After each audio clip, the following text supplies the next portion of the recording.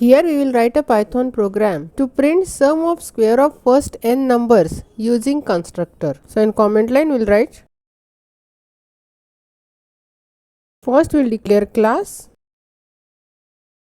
then we will declare constructor with one parameter, and we will assign self.n equal to n. Then we will write method with self keyword. Then we will declare two variables, I which is initialized with 1 and total which is initialized with 0, and we will use while loop. So while I less than or equal to n, we will calculate total as total equal to total plus I into I, since we are finding sum of square of numbers, and then we will increment I as I equal to I plus 1. Then outside the while loop we will print total.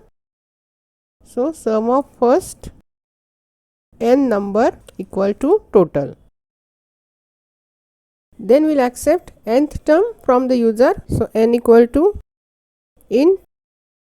input enter nth number.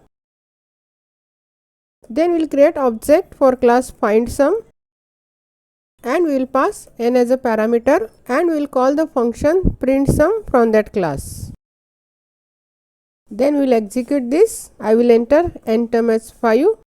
So it will print sum of first 5 numbers equal to 55. I will write here sum of square of first n numbers, and to print the number I will write here print I into I, and again we execute. I will give 5. It will print sum of square of first 5 number as 55, and square of numbers are printed as 1, 4, 9, 16 and 25.